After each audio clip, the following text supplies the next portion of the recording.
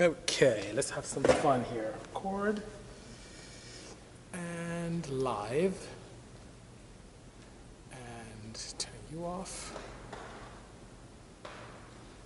Here we go. Okay, we are now live. Good afternoon, everyone, and sorry for me being slightly tardy. I'm 3 minutes tardy, shame on me. But hello, everyone, and welcome to a new episode of the Bisimoto Tech2sDay. I believe this is episode 62. Scary, but true. Zachariah, I'm a wave to you. Gaddafi, interesting name. Nice to meet you indeed. Hello, C. Perez. Thank you for joining me this afternoon. Ledger, wave to you as well.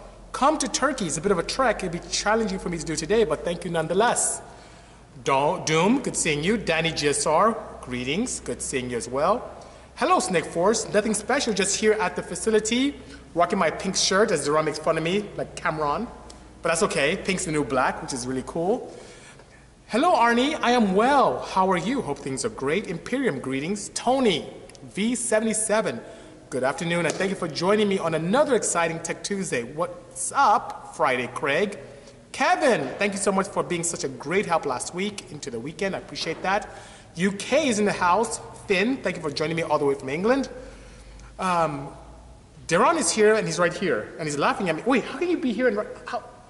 There's some voodoo going on here. Hello, Psycho Auto Cars. CME, good seeing you. Good afternoon. What's up, Budget Build? Yo, SoCal Datsun. Claude, good seeing you as well. Thank you so much. Greetings from San Francisco, Psycho. Good seeing you as well. Turbocharger Navigator. I could totally do that, but you might have to wait quite a while for us to get to it. North Carolina. Thank you for joining this afternoon. Izzy Still. Hello. Kevin says, what's going on, Duran? Working. Yes, it's good to meet with you today as well. Psych. King, good seeing you. Okay, let's get to it, as SoCal Datsun is saying. I am well, Jared. Good seeing you. Poland, thank you so much for joining me. Brad's Car Live. That would be, that's actually a good idea. That won't be a bad idea. So I have Brad's car right behind me, the S2000. I was going to do a baseline before I came in, but I couldn't get to it. So much going on here. Brooklyn. Brooklyn's in the house. Good seeing you, Wow, best to you, Johnny. I wish you the best, by all means. And Dippin' Deep is saying, let's talk tech. And before we begin Dippin' Deep, I would like, Dolph, you should be studying class, You should be studying. Turbo, I look forward to exceeding expectations as well. I have this S2000 today. Duran is working on an SI, 9th gen. It's going to be a lot of fun, Thank you so much, Karafi. I appreciate the kind words. Jiffy Lube in Costa Mesa is in the house. Thank you for joining us all the way from Jiffy Lube. Greetings, everyone. Thank you so much, Javron. I appreciate the kind words. So that being said, today I want to talk about really one thing in particular that I got a ton of messages on this week, which is interesting. And go Ram. And that is break-in, engine break-in. So right here behind me is a full road race car that we're going to go from factory and upgrade to an AM Infinity.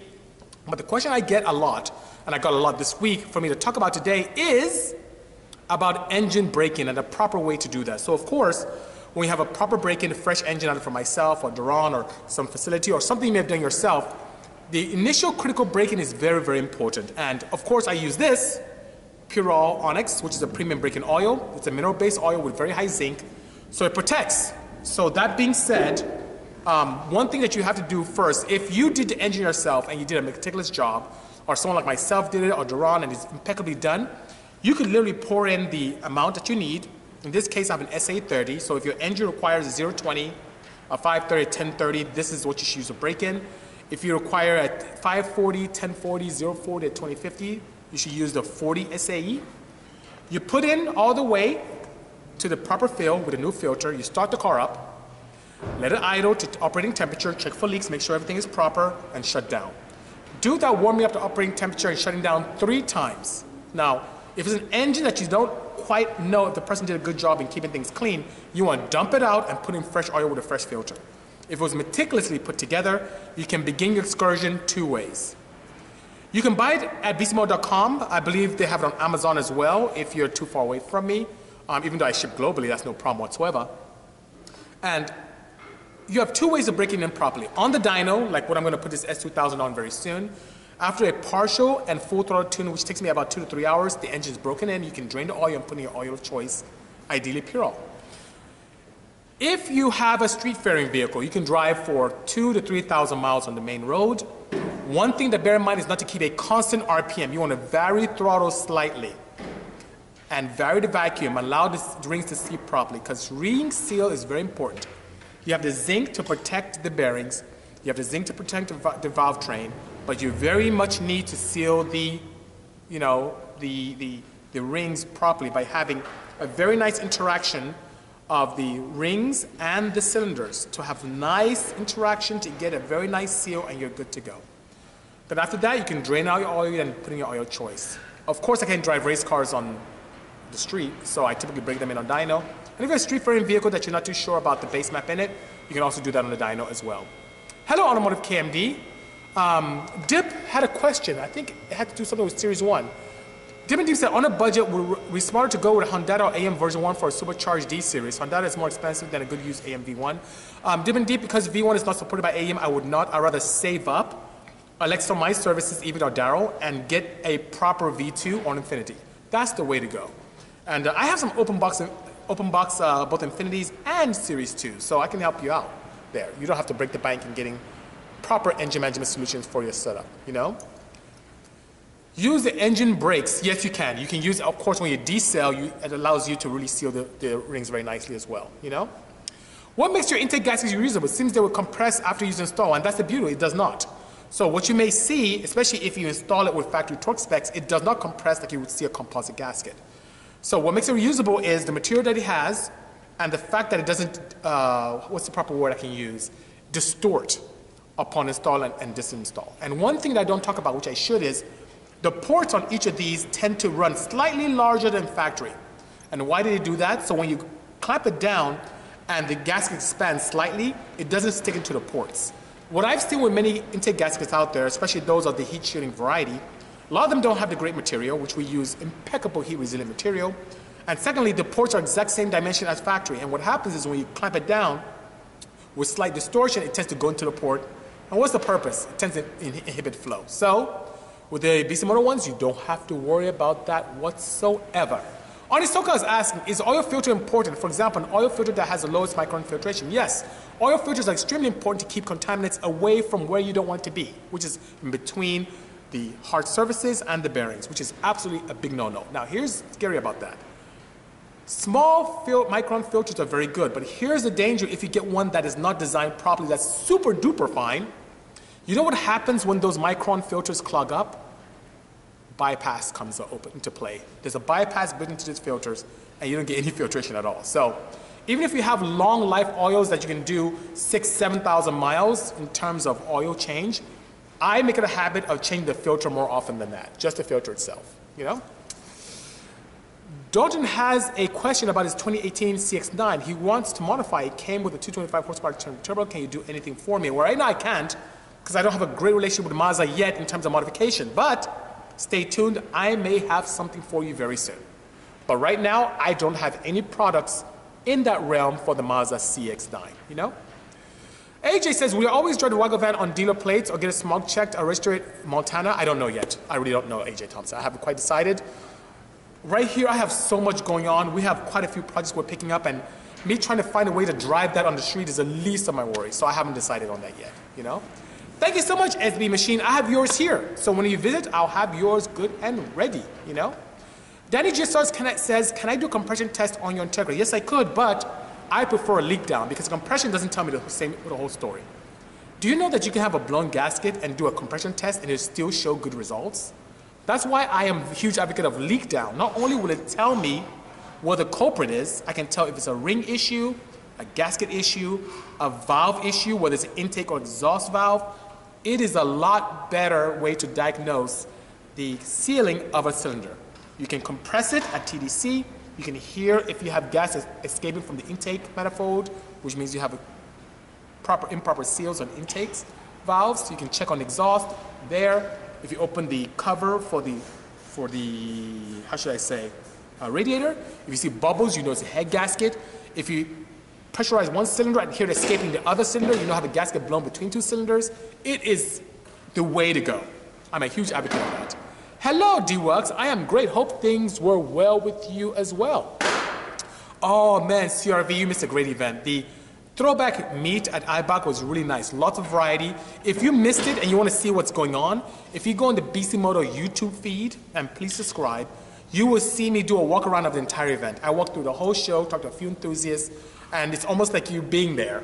And I was narrating as well. I wasn't just quietly walking around showing cars. I actually talked about some of the cars there and how some were great, elegant, and some not so great, but it was good nonetheless. Thank you so much, Danny. My pleasure indeed. So, AJ Thompson says, how much of a reliable power increase would you get for a high compression turbo engine, 13-to-1, over more than conventional and popular 8.5 net compression ratio using a K24Z7 and M96 as examples for 1,000 horsepower? So the one thing will happen is that you do get to a point of diminishing returns.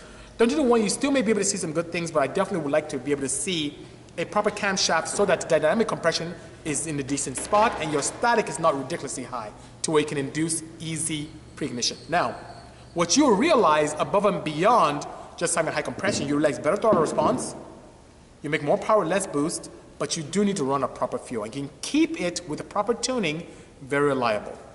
If you're getting to 1,000 horsepower, AJ, for you and I building an engine, it wouldn't be so bad. But if it's something you're going to put out to the street, to the masses, to someone who's just a standard customer, you don't know what fuel they may come across, even with a very aggressive knock protocol. So for something that is not in an in-house or experimental vein, I would lower the compression because you don't know what fuel your client may end up using. So I hope that helps. What kind of gas mileage am my 1,000 horsepower projects getting? It depends. Now, surprisingly, Mr. Freak, that's a good question because here's the beauty of running a very large turbo on an application. Because you run a very large turbo and you're in a position where you don't get spooled to high RPMs, when you're cruising, you are cruising in a vacuum. So it's like a not so efficient NA setup. When I say not so efficient, you have the turbine wheel in the way of the exhaust gas, so that takes away some efficiency. And typically, most project cars do run in the lower compression ratio, static compression ratio environments. So that being said, you don't have the best use of mechanical leverage because your temperature is not super high when you're cruising. And plus, you have this large blockage in the exhaust stream, which is a turbine wheel. So on average, I've seen, honestly, about 22 miles per gallon on average on gasoline, and much less on E85, as low as, geez, 18, 17. It's not the greatest, but I don't lean burn them. That's like just running at stoichiometric ratios of 14.7 and the proper ratio for ethanol if you're running ethanol fuel. So I hope that helps, you know. MJ says, saw the video. I hope you liked it. Thank you so much. My thoughts on the AIM-FIC. So Torque SEX10, if you had an OBD0 setup, that's a very nice cost-effective way of being able to adjust fuel and ignition timing independently. If you have an earlier generation OBD1, it may be okay. The problem with the FIC with OBD2 setups is that some of the computers nowadays are very clever, to whereby when you set up your fuel and ignition ratios, especially fuel ratios, that gives you the ideal power for your setup, the ECU could see it and put it back to factory. They could, in a short-term or long-term trim, put things back. Now, if you're very comfortable with the AIM-FIC, you could trick the factory ECU into seeing voltages that it thinks is stoichiometry, even though you're much richer to keep your project very safe. Two challenges I have with that is, one, it doesn't allow me to have fail-safes in the system, like boost cuts. It doesn't have fail-safes like knock control, which is very important to me. And with some of the modern trigger wheels, it gets very upset when you tap into it. So the FIC is a good solution for earlier generation stuff. Anything newer, OBD2 newer, I'm not a big fan. I'd rather go with a standalone or a flash, you know. What's the chance of obtaining the heat gaskets for the Mitsubishi 4G72? I don't have access to those, and to do one-off ones could be expensive. I'll give you an example. Sorry about the noise in the background. I'm able to help all of you with the $24 gasket ship because I have quite a few and I want to help everyone. But if I'm to start afresh and do a one-off with programming, drawing up, and so on and so forth, and making a short run, it's going to cost $100 each gasket. So if you're able to bear the cost of a $100 gasket, heat shooting, which still pays for itself after 3 uses, then by all means, send an email to me at sales@bisimoto.com. I'll be more than happy to help draw it up and have it manufactured for you. But if that's out of your budget, or you still insist on using factory gaskets, which are about $30 and have to change them each time, then I won't be able to help you. Thank you, Daz from the UK, Pro Phoenix. I will keep doing that. I love working out. Hello, Fox Design. Good seeing you. Do I have Z6 non-notch piston rods? No.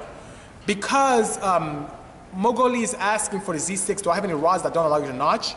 And the problem is, for you to give the strength and integrity that's required for higher horsepower applications or decent horsepower applications, the rods have to have a physical width. And with that, you have to add a minimum notch. It's a small operation to do. If you're not comfortable doing it, take it to a machine shop, but I do not. I wouldn't even design rods like that because customers may put it in a high horsepower application and they bend and it can cause havoc for my customers. So I do not have those at all, you know? Is an S2 Ultra Race 90mm manifold too big for a Z1 Xenovor crank on E85 and possibly stage 2 cams? Yes, that's a bit much. Especially if you're going to do if you're using a stage 2 cam, that means you're not a full race application. And 90mm is pretty big. What will happen is you'll have a very strange driving phenomenon right when that throttle body opens slightly. So when you open slightly, you have so much air coming in, it won't make for a good driver. I would really hover if you want something big in the 74 range. Hopefully that makes sense.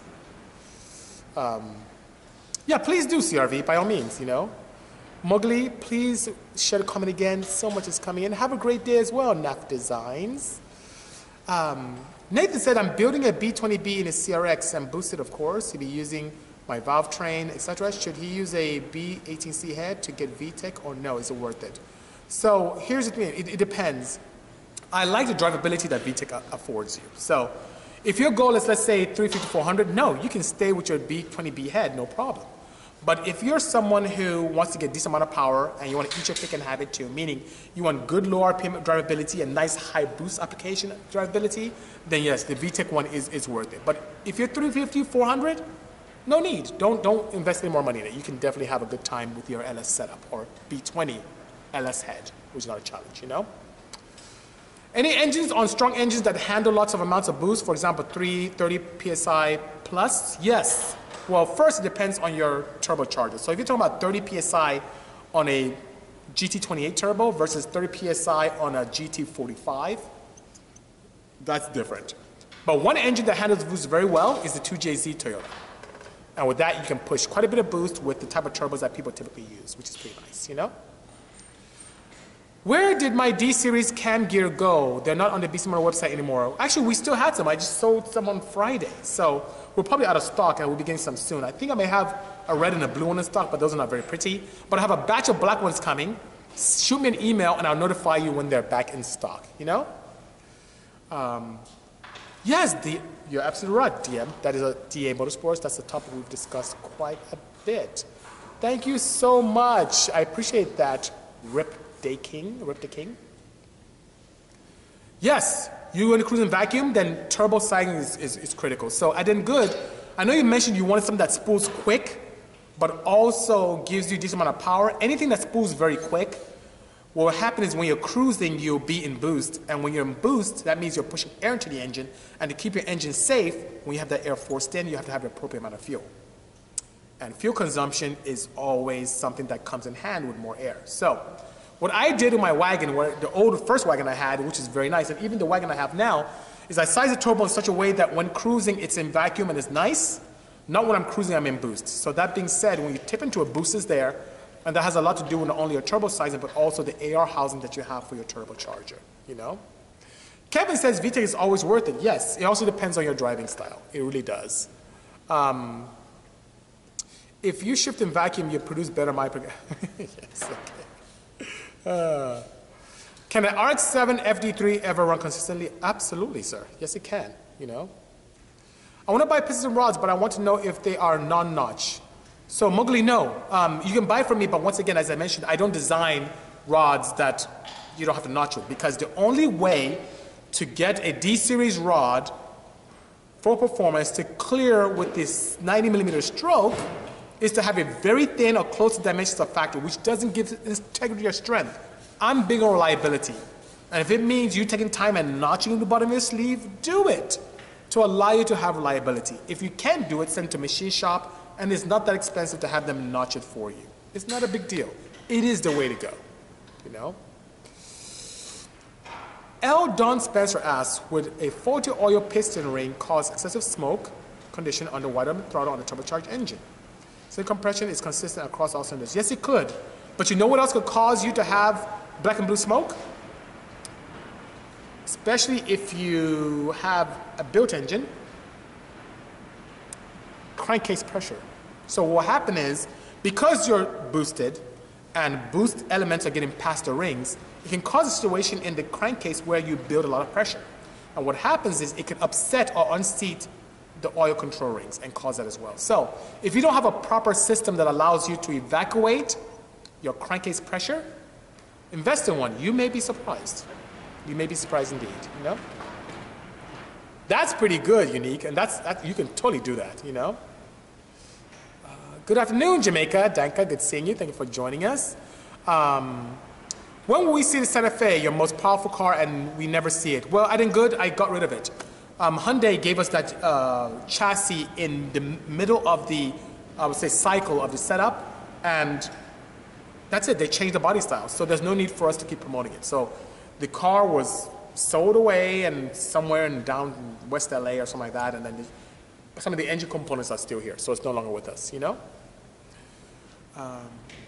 What is my take, says Eniola, on engineering management as a master's course in the field of automobile? I think it's fantastic. So I did my master's in engineering management, and what it does, it gives you a very strong background in using engineering principles to become more efficient with design, with sales, and marketing to some extent. It allows you to pay attention to economics of scale.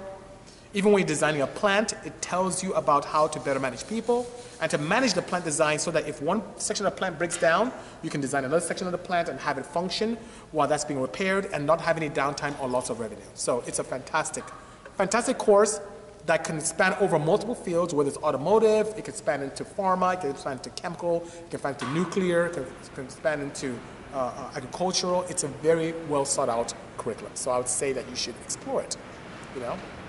You record these and post them somewhere. Great question, Cabages. And I do. So after we finish our interaction today, I leave it up on Instagram for 24 hours. Then I take the extra step, as I'm doing now, as recording it, my voice live, and I put it up through podcasting, through iTunes, Spotify, Radio Public, Google Podcasts, Podbean. I put it through all those networks so that if you're working out or you're walking your dogs or in the loo or whatever the case may be, you can listen to our interaction. And that's why I repeat the questions as well so that people can understand where I'm coming from. So you can totally do that.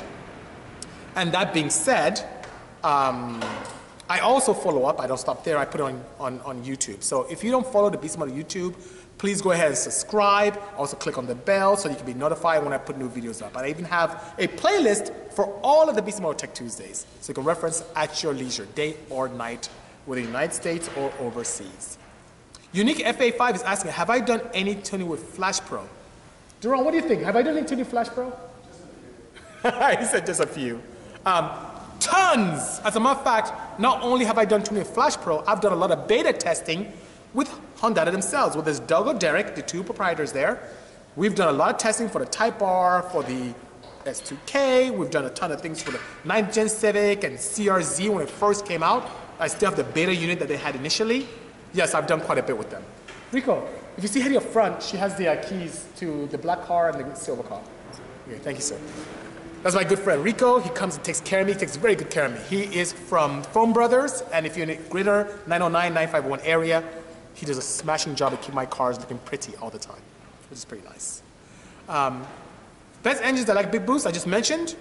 Definitely the 2JZ, 1JZ to some extent, you know? Rod reached out to you for his new Porsche build. Yes, Rod and I talk all the time. My schedule is absolutely ridiculous. So I may not be able to help him this time, which is so sad, you know? How much would I charge for notching? 120. How capable would the M96 be as a drag engine? What Mao head flow? Mao? You see from it. What Mao? I don't know. Most head flow? Could I see 300 cylinder on pump 85? See, the one thing that I haven't pushed on the M96 engines is how well the heads handle heat. So if you think about it, AJ, what are internal combustion engines? And I talk about this a lot. What are they really? They're energy converters. Glorified energy converters, where it takes the chemical energy of air, or better yet, the oxygen in air, combined with the chemical energy and caloric content of the fuel being used. When combined in the right combination, you take that chemical energy, you ignite it. It turns through the element of combustion, that chemical energy, into heat. That heat energy then in turn, in a perfect situation, does perfect work on top of the dome of the piston, which then pushes down on the piston and rod, which then the crankshaft turns that up and down motion into rotational motion. So, that being said, what does that mean? The only way to make more power is to have controllable heat that increases. So, if I want to make 300 horsepower per cylinder, I have to generate a decent amount of heat. How well will the M96 head handle? I have not tested to that situation. I have comfortably tested it close to, I would say, maybe 180 per cylinder without qualm. But 300 per cylinder, even though the head flow could support it, I don't know if the metallurgy of the head would. So I hope that helps. My pleasure, Mughali. My pleasure indeed. Yes, I would love to play with Ecotech. I love different engine management solutions. It's the only one I haven't played with recently, DA. Could I explain the tuning advantages of Q16 versus an ethanol race fuel? No, so when it comes to tuning advantages, here's the thing. Q16 contains a lot of olefins. And what that does with the olefin and also oxygenated compounds is it allows an opportunity to make more power per unit fuel consumed. Meaning, because it has the oxygenate, it has almost like oxygen that could be released in the combustion chamber, which when you add the appropriate amount of fuel, you can make more power. Also, the advantages of Q16 is that you don't need as much fuel to make the same amount of power. So you don't have to go crazy with injector size. So if you're limited in injector size, you don't have to lose your mind. For example, if you want to make 1,000 horsepower on an inline 4, and you have access to the 2200cc injectors from, let's say, Bosch, you may get limited based upon your fuel requirements, especially if you have a decent fuel pressure. You may be limited to 850, maybe 890 horsepower to the wheels. But with Q16, you can get to the 4-digit mark at regular, not so crazy fuel pressure ratios. So that's one advantage. The disadvantage of the Q16 is because it contains olefins, it's not very compatible with a lot of injectors, including the one I just mentioned, the 2200cc ones from Bosch, which are really natural gas injectors, but they have these very specialized seals that can get swollen up if you use Q16. Also, Q16 requires a significant amount of maintenance. You have to pickle the system, meaning after you run Q16, if you want to sit for a while, you have to be able to flush the system very nicely. While with E85, you don't have to worry about contaminating injectors. Also, if you have limited, if you're seeing it set up for about a month or two, you don't necessarily have to drain the system. Even though it is hygroscopic, meaning that E85 does have affinity to absorb moisture from the atmosphere, if you have a sealed container or sealed tank, it's not so bad an idea. And also, E85 is readily available. I've used both fuels with great success. Q16 smells really nasty if you breathe it, so I wouldn't advise you to breathe it. I wouldn't even advise you to breathe exhaust fumes from an E85, but it is a much cleaner fuel, so I hope that helps, you know? Hooney Van, good seeing you. Hope everything is well. He said he's elbow deep in J35 Odyssey timing belt replacement other than what comes in the kit. What else would behoove him to do a Bisimoto, a big turbo, and engine management, and a manual gearbox? Oh, that would be pretty cool to have, you know? Do you think that rating octane and tuning for it is a good way to improve mileage? I think tuning is very good, especially if you have the capability of tuning for lean burn. You can increase mileage significantly. Another way is to do whatever you can to reduce friction significantly in the engine itself, meaning don't just throw any stupid oil in there. Use something that does a great job increasing lubricity and is much slippier for your engine, so it takes less energy to move your components while protecting. And many of you know what I would recommend, of course, Pure Oil, which is their aerospace oil, which is absolutely smashing. Yep, there is a blue cam gear. I do have it. It's like a darker blue. It's a little bit darker than the t-shirt I'm wearing. I should make a pink one to commemorate. But anyway, it's a little bit darker blue than this. But I do have it. I do have it, you know? What about a .448 AR? Now that, depending on your wheel size. So let's say you are using a, what's a good size that D-Series to be happy with? Let's say a 48, 50, 52 millimeter exducer wheel. If you put a .48 AR, that thing will spool quickly. You may end up driving and cruising in boost, but it's going to significantly choke your top end power. And for the power you want to make, knowing you may want to go to a .6364, you know? Nathan High says, I've always used a low compression with turbo. I know you like high compression and trust your knowledge. If I go to B20B, B18C head, what compression should I shoot for? So it depends. If you're using a stock sleeve, you can't push that too much because the B20B sleeves are very slender. Aren't they, Duran? Yes, he said yes, that is true. Anyway, but if you're sleeving it, it won't really matter. Or if you do some really cool reinforcement, it wouldn't really matter. But I think a happy medium, if you have access to both 91 octane and 85, would be 10.5, maybe 11-1. With a tuner, that's okay. And you should be okay, you know? Oh, have a good day, DA. It's good seeing you indeed. It's a pleasure, you know? Is your parts inventory still available? Just special order? Depends on which parts you have. I have some parts in stock. I have some parts in special order, depends. In stock, I have some pistons, some rods, lots of oil, some engine management solutions, spark plugs, exhaust systems. I have a couple headers here, tires, quite a few. You just write to me and let me know what you need, and I'll be more than happy to do that, you know? What do I think of Daz's ginger beard? I think it's pretty cool. I can't grow one like that. I try, I can't. But it's pretty cool. I like Daryl. He's really nice chap, you know? What are your thoughts on the intake manifold with integrated WA intercooler for Honda applications? Seen a lot of LS guys with them, but never seen a Honda with them. I haven't tested to know for sure, because I'm sure it really heavily depends on not only the core design and fin design as well. The last thing you want is to be able to create a situation where you don't have good laminar flow into the intake, but I haven't tested it yet, so I wouldn't be in the best position to be able to answer that question. But when I do, I promise you, I will share that information with you, you know? Am I going to Fontana on Sunday? Oh my God, now I feel bad. Duran, do you know anything about what's happening in Fontana on Sunday? See, Duran doesn't know. I don't know either. Let me know what's happening Sunday. I just found out. Don't feel bad. I just found out about the IBAC throwback meet from you guys on Tech Tuesday. No, after that even. I think on Thursday when I posted something. And I was there on Saturday. I had no clue. So let me know about what's going on Sunday. I'll be more than happy to do that. K20 with around 300 horsepower. Would you suggest turbo NA supercharger for daily drivability? So a 300 horsepower, and I assume you mean to the wheels, 300 horsepower K series, daily driven would be pretty interesting because you need a decent sized camshaft and a decent sized compression to be able to do that to the wheels. To the crank, not so bad. The easiest in the world would be a toss-up between turbocharging and supercharging. If you're never going to increase your capability ever, and you want to be able to feel like you have an NA setup that's a big, hunking, efficient setup, supercharger is the way to go because it feels like a more powerful NA setup. You have that linear composition without any lag. But if you're like me and you love the sounds of turbochargers and you have the capability of not having heat management issues, and you also want to have the flexibility to expand later on very easily, turbo is the way to go. So Dodge Raid, I see what you're saying. That's great, but you can't push power with those. So I'm not a huge advocate of doing things that are not beginning with the end in mind, because you never know what customers do. And you know what happens when you bend a rod or break it? They blame the manufacturer. So I just wouldn't do it. You know? I also don't sell Vitara pistons either, even though people do it. See, he's laughing. So because it exists doesn't mean it's right. Just saying, you know? Does your K-series intake gasket specific to an intake manifold or does it apply to all? It depends. So I have the earlier K stuff. So if you have the K20As, I have earlier ones for that. I have the later ones, like a K24s, and something you may see with the later ones that have the little weird coolant port.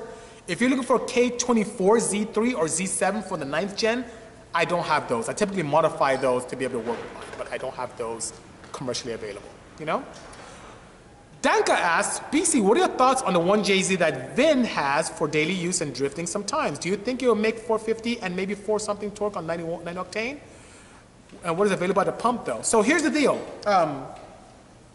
You have to check with your local authorities. So if you're in an area where that kind of setup is illegal, you cannot drive it around. And so if you are allowed to do that kind of setup with a full standalone and no catalyst and all good stuff in your vicinity, then by all means you can. What limited me with Vin's car at 400 to the wheel is knock, 91 octane. Now bear in mind, he had 91 that was in there for a while, but I tune cars for what they want. Can you push 450? Yes, you could, but it won't last very long. Not with how his setup was at the time. Reliability is extremely important to me. And what limited me at 400 was the knock capability of the field he ran. So when I started pushing north of 400, it wasn't super noisy, but I think if my memory serves me correctly, Cylinder 5 was extremely noisy. I added fuel retarded timing in that realm and high boost where that happened. And long story short, it continued to knock. So I put it back to 400 where it was safe. I built a knock protocol, so if it ever gets to a hot day or a bad batch of fuel, something happens, within reason, the ECU will retard timing automatically per cylinder and add fuel per cylinder to keep his engine safe. One easy way to be able to do that is to add a camshaft. So if you add the aftermarket camshaft to that VVTi head, maybe something that's custom, something we can design, you by all means can reach or even exceed that goal.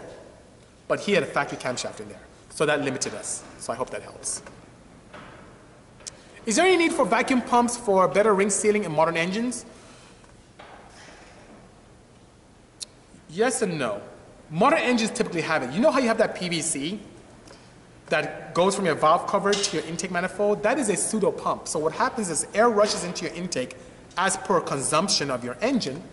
You create a differential. You create a depression where it creates a vacuum via the crankcase because of the intake air rushing into your intake. So that being said, it is required. It helps with emissions, helps with CO, yes. When most people do crazy modifications, they take them out. On my inside, I have two nice pumps, two housings that help suck that out and create power and sealing for me. So it's good to have, you know? Are you gonna be the G80 Sport or G70? Great question. I just had interaction last week with Erwin, who is the president of the Genesis division. So let's see what happens. It takes time. Nothing set in stone right now. Thanks for the reverse, brother. The response, brother, says Y70. My good friend Edgar and Eric, the twins. Yes, yes, great. I do Insane Racing. Yes, Insane Racing. Actually, those are the guys who bought my CRX. They need to bring that car out. Make sure it runs. Have I ever done any off-road or street legal off-road builds? Yes, I have.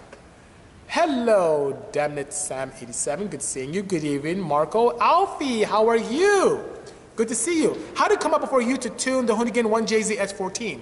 Well, very simple. I've had very successful projects with them over there. So, as you may think far back to, wow, years ago when Brian Scotto built his RWB car, I met him to buy his old fenders for a project. So that's how I interacted with them. And they knew about me, but we never interacted. And that established a relationship. So we started by doing some things with Insight. And then if you remember, not too long ago, I took over the Odyssey, which is right next to me here. As you can see, I'm just turning this over here so you guys can see it. That's the Odyssey right there. And then we carried on to bringing over, I think we did something with the Cayman that's in the showroom. And we did something with KW at Willow Springs. Then we had the opportunity to take the center seat, which is outside, right outside the door right there. And then now the wagon. So they have seen my projects and how successful they've been and how I have so much fun and how they are fantastic. They get exposure to tons of builders and tuners. And when they saw what I was able to do, they were very impressed and wanted me to tune their own cars, which is pretty nice. Happy Tuesday as well, Alfie. Good seeing you. Adinko says, now it's so, do you have any plans to make a shop monster when you build purely for big numbers? I don't really, I don't build purely for big numbers, I think, good. It's really a proof of concept. So many times I do something to see how far we can push it. One example was the Mustang, which that thing was laggy, it was horrible. But it got to a very high number, 900s, but it was horrible. Hated that. Even smoked weird, it was just a weird setup. And then other projects I have, talking about future projects I have coming up, right here I have the 190E, which I want to do some crazy stuff with. We have I want to shock people with the AW11 MR2, so we have that coming on. With negotiations with Acura, negotiations with Honda, negotiations with Hyundai, negotiations with Ford. We have all these brands we're negotiating with to do some really cool stuff. Just this, here we go. So it depends. Have you ever thought about making a DVD about vehicle education that would break down block to crank to compression and so on? I haven't thought of that. That may be a good idea, Darkstar. I really haven't thought of that, Dip and Deep says, BC Empire Auto, FTW. Thank you so much, sir. Thank you. Here, Darren said, thank you very much as well. Thank you so much, Cabbages. Good seeing you. Would you have the same dynamic compression ratio with low static compression ratio with a small cam as high? Yes, you would. Absolutely. So AJ is asking, would you have the same dynamic compression ratio with low static compression with a small cam as a high static compression ratio with a big cam? Absolutely. Dynamic is what really matters when you really think about it and break it down. Also, do you think learning tuning from a high-performance academy is a good way to learn tuning? It is, but there's nothing better than first-hand experience, than getting a project your car yourself and playing with yourself. Not customers' cars, but your own. AM Infinity. So speaking of AM, Kevin, I did send your ECU yesterday, need more time with it, so hopefully I can hear back from them tomorrow, which would be nice, you know? Where's the Volvo at? I don't have a Volvo. They're always frowning over here. I don't have a Volvo. Now, when I was at the event this weekend in Corona at IBOC, I saw a cool Volvo wagon. I'm like, oh, I should build one of these. But I haven't built one yet. I don't even have one yet, at all. How's the SQ2K behind you? I have one like it. You do, Darkstar. Well, this is a 2004 S2000. It has a factory ECU, full track duty. It's Brad Muggs. He is a previous GM for Norm Reeves, and he brought it here so we can do a baseline, see where it is, and then upgrade to AM Infinity so he can have a lot of fun. So I'm going to build a bunch of fail-safes in for him, do launch control for him, give him the capability to have impeccable drivability and improve his lap times on the track without sacrificing fuel ratio or fuel economy, you know? Then Accord was on Flash Pro. Which Accord? Yeah, we've had quite a few. I've had Accords on Flash Pro, I've had Accords on K-Tuner, quite a bit. How do I feel about the AB 1824? Please talk about it. Okay, I'd be more than happy to. This is the California law where people are so scared and losing their minds about what's going on. And what's very strange is that Kevin and I were talking about that this weekend. And Kevin even educated me on a lot of this because he spoke to quite a few people in law enforcement. The law has been there, Alfie. It hasn't changed much. In other words, the major change in it is that an exhaust violation is no longer correctable. In the past, you can pay, let's say, a $200 fine, $150, whatever the jurisdiction is, go to court, show that it was signed off or repaired or justified, and then you get your money back, no problem. Now it is not correctable, meaning if you get a ticket, you have to pay the fine. Now the fine is still $200. This $1,000 thing, I don't know where it came from. Kevin and I talked about it quite a bit. That could be the highest fine you could pay, but it's $200. So here's the thing. It's not all exhaust systems. If you have an exhaust system, oh my God, I have customers. I don't know if you're having the same thing, Daron, but I have customers, they're losing their minds. I'm going back to stock, I'm going back to stock. Guys, it's not that. There's a decibel level that is acceptable. And if you're within that acceptable decibel level, it's not a challenge at all. If you want to be super proactive, you can take your exhaust system to certain facilities that can give you a certificate to show what decibel level is, and you can show that to a police officer. Here is the caveat. Here's the nitty-gritty. Don't be rude to police officers, period. If a police officer pulls you over, be cooperative, be nice. It's not a challenge. Many officers are here enthusiasts just like you and I. They love cars. They're not out there to get you. They really want to be able to assist and make sure that everyone is safe. Now, if you have an exhaust that's just ridiculously loud and you have a downpipe and so on and so forth and it's out of control, yeah. But if you have an exhaust system that falls within that, I don't know if it's 95 decibels or so on and so forth, it's acceptable. You can have an aftermarket exhaust. If anything, I think it makes a great opportunity for many exhaust designers, including myself, to go back to the drawing board and create products that can be used in California and other 49 states, which is pretty nice, you know? Let's see, oh, you guys have so many great questions. I'm missing most of them. Okay. Hello, Palu C Baby, all the way from Nigeria. Good seeing you. Thank you so much. How do sound levels make people safe? No one ever died from a straight. That's true. But you know what? You're very naughty, Jeremiah. Jeremiah is saying get a Y pipe. Y pipe was you have a factory exhaust, like what Jeremiah has. At a press of a button or switch or toggle of a lever, you can go from quiet to loud at leisure. And you can have an engine management solution that can correct for it, which is pretty nice, you know?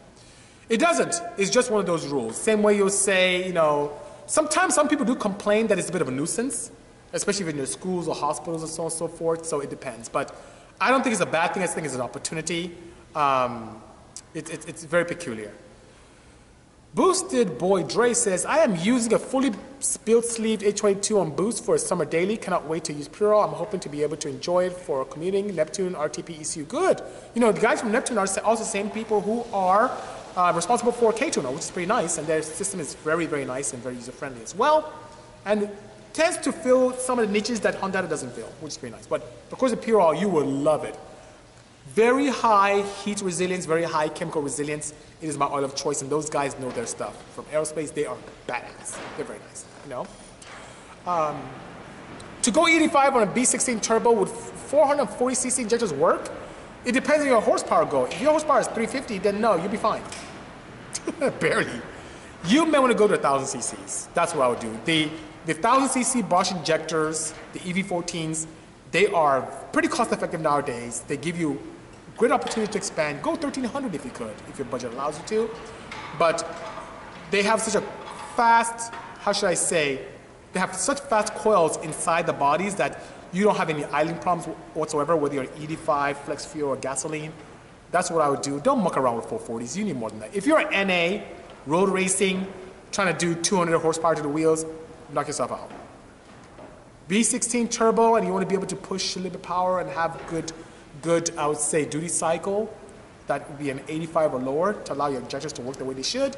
Please invest in some 1,000 cc's. That would be really nice, you know?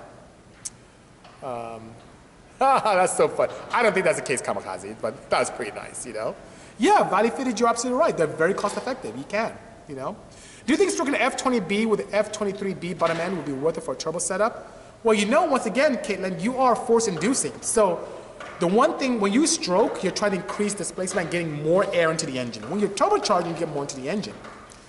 The simple thing for you to do is to keep your F20B as is. We have pistons for that already, very cost effective in the 400 range. We have rods for that already in the 400 range, very cost effective. Upgrade that and you're good to go. You don't have to worry about that. I have pistons, everything from I think like 8-to-1 to 12-to-1. So you don't have to stroke. Just use what you have and use the turbocharger as your advantage. It's pretty straightforward. I haven't checked yet, Mr. Gina. He's asking, does my wagon pass California emissions? I don't know. I haven't checked yet. Is a manual transmission possible in a TLX Acura? Yes, it is. Absolutely. Is a Bisimoto new Acura Type R ever going to happen? Acura Type R. Are you familiar with any Acura Type Rs that are new? Please share me. I'm meeting with Acura tomorrow. I have lunch with the head of experiential marketing tomorrow. I'll ask her about the Acura Type R. I'm not familiar with the new Acura Type R. Please do tell me, Dippin' Deep. Go to standalone ECU for most of my projects, AM Infinity. That's my standalone. AM Infinity here. AM Infinity is going in this track car of a customer. AM Infinity is in the car that Duran's working on right now. AM Series 2 in the Porsche here. AM Infinity is going in the Mercedes. AM Infinity is going in the MR2. AM Infinity is going in this 912. AM Infinity is in my Insight. AM Infinity is in the purple, the Russo Red Porsche. I'm all about that, you know? All about that. Is my turbo kit engine modification for wagon CO carb compliant? I don't know yet, mister. I haven't submitted it yet. You're asking the same questions over and over again. So the answer is, no, I have not tested it yet. No, I have not submitted to carb yet. I don't know yet. That's why you see me sometimes I trailer to events and pull out a trailer. I don't know yet. Opinions on twin charge supercharger fed turbos, Group B style. I think it's fantastic. Johnny, it gives you the best of both worlds. It gives you the opportunity to have the advantages of no lag with the supercharger and the high horsepower flexibility potential of the turbocharged application, which is pretty nice. Which AM Infinities do I have? Okay, on this I have a 708. On this one we're putting a 506. On that one I have a 708. I have a Series 2 Subi box on this one. On that one we'll have a 506 as well. So the 506 is the ECU that allows me to use both peak and hold and saturated injectors. Has 6 coil outputs and 6 injector outputs. So anything from a V6 to a inline 4 or single cylinder, it has a maximum of that, which is pretty nice, you know? I know you're kidding, Mr. Johnny. Just give me a hard time. If you really want to push my buttons, that doesn't push my buttons. If you want to push my buttons, talk about Deep Nose. Talk about my, actually, I didn't good nose it very well. Talk about retard pistons, and what else did I get said about? I think retard pistons and eBay turbos. Those two things, they get to me. Yeah. Thank you so much, Jojo. I appreciate the kind words. What am I going to do to modify the new electric Porsche models? Play with inverters. The inverter has so much. Imagine this. You know how you may see those hydraulic. Oh, time is flying. We're having so much fun. You know how you see those hydraulic or pneumatic valve train that Renault played with the F1, and some manufacturers play around with. I think Koenigsegg is doing great with it as well. Where you have full control. You don't even need a throttle body. Where you can just actuate each valve individually, and you can maximize efficiency based upon that. By all means, that is similar to what you can do with electric motors. You have full control of the inverter. You can make it simulate full full torque at 1 RPM, which will break a bunch of stuff. You can make it simulate an internal combustion engine. You can use it to control the regen function, where you can use the brakes to stop the car, or you can let off of it, and it'll stop like a go-kart. You just let off and it'll stop the car. There's so much you can do. So getting access to that is one way to be able to modify. I think it opens up a world of possibilities in terms of modification and supercharging, you know? How difficult would it make an engine twin charge like a 2JZ or 1UZ? It's not so difficult if you have the engine bay space, you know? What's the next build idea? I would say to incorporate efficiently, you know what? Let's talk about something crazy. To take old school cars and infuse modern EV technology. Yeah. Were you able to see, Eddie? Did we see everything here? For which one? Yeah, let me see. Do I have it here? Oh, right here. There you go. Okay. Next crazy project after the wagon. It's a toss-up between the 190E right here I'm looking at and the AW1, no, I keep saying AW1, AW11 MR2. You know, that'd be pretty cool, you know. Yes, the ultimate Mi-1 C63 ultimate resto mod. The ultimate resto mod would be infusing modern technology in the EV realm with all the advantages, where you can have individual wheel control. You can do a front wheel burnout. You can do a rear wheel burnout. You can do an all wheel burnout. You can vector the car based upon energizing certain wheels and de-energizing the other. It's pretty cool, you know? Diesels, I think good, as he says, a big power diesel, are becoming less and less advantageous in terms of appeal for the masses. So Porsche is one of the first manufacturers who are going to do away complete with diesels. And many other people follow suit, because no matter what we do, no matter the advantages that we have, it's still viewed as a dirty fuel, you know? So that guy Grayson says I should do a Honda CRZ build. Can you believe that, Jerron? Jerron's laughing. So the guy Grayson over there in the corner is the first turbocharged ever CRZ that we did with Honda as far back as 2010. It was, and I think still is, the most powerful CRZ to ever grace the planet at 533 horsepower. And I should just name her Gearbox Destroyer, because that's what she does. She destroys gearboxes. Did you help me change the gearbox in that once?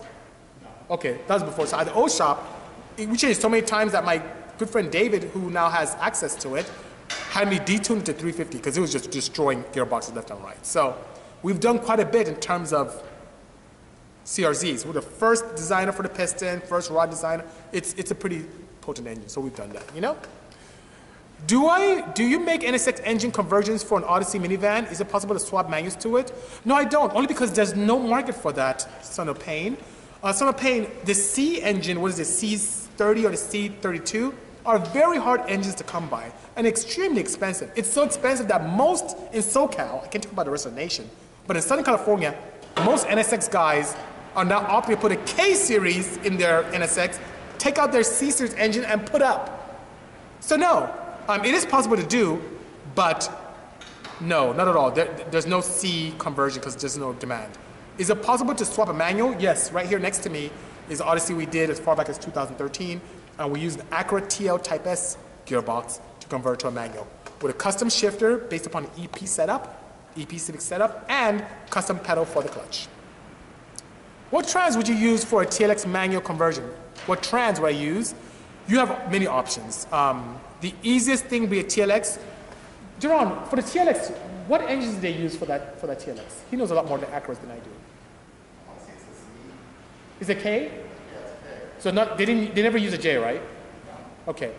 It's so easy. I mean, that being said, you have a multitude of K-series applications you can use. You can use standard SI, you can use, wow, quite a few. You can use Element, CRV. There are quite a few you can use.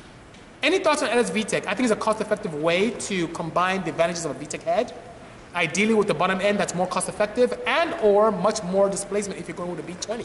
So I like the LS VTECs. I think it's pretty cool. Limit of CRV 5-speed with a Quave LSD horsepower and torque-wise. Limit of CRV 5-speed. So one thing about a CRV 5-speed is that the gears are much wider than the 6-speed, so I like that for a K-series application. With a Quave LSD, then we've pushed Quave LSDs into the 4 digits with no qualm. Horsepower and torque, here's what's very interesting. And Jerron can actually attest to this. I've seen customers break K-series gearboxes with stock horsepower, and I've seen people put 800 horsepower and not break it. So it has a lot to do with driving style. And maybe age and care of the gearbox. Was that right? Yeah, so maintenance, as you said, you know. What's the gearbox code you used in the original wagon build? I used, I don't know what code the gearbox was, I don't remember, but I did use the gearbox out of the EK. So that was 96 to 2000 Civic EX. Only because that gearbox has forks that are steel, opposed to the EG ones, which are hydraulic, but also had aluminum setup, so I didn't like that at all. Uh-oh, I get a red light. It's time for me to leave. Oh my God, I'm just having so much fun with you guys. Knights are taking control. Would I ever build an off-road minivan? I'd love to. How are you affected by the new California exhaust laws? I'm not affected at all, because I understand the law itself. It limits you on going crazy with exhaust systems. All it requires you is to modify your exhaust in such a way that it doesn't exceed the decibel levels that are considered obtuse or very poor. It doesn't mean everyone goes to stock exhaust. It does not mean that at all. That law has been in effect. The only change is that it is no longer correctable. So I hope that helps. So guys, I'm gonna run off because it's already giving me a warning just to show you guys. See this red right here? It's a red warning. Your time is up. So before Instagram cuts me off, I'm gonna go ahead and head out. So thank you so much for joining me today. I think many of you were interested in me joining me with this dyno tune. So it's gonna take me a couple of hours. I don't know if they'll let me stay on for 2 hours for this, but I'm gonna go and start playing with this S2000 here. Do a baseline, see where it is in terms of power, and then do my magic with the AM Infinity and see how much reliable power we can get. So thank you for joining me. This will stay up for 24 hours. Give me some feedback based upon interaction. Thank you so much for being here. Thank you for Pure for making such great products. Thank you for Mike for designing such a great shirt for me. And by all means, stay tuned and see you out there. This should be up on Instagram for 24 hours, and then I'm going to upgrade to upload the voice to Spotify, iTunes, Anchor, Podbean, and then finally YouTube. Take care, everyone. Have a good day. Cheers.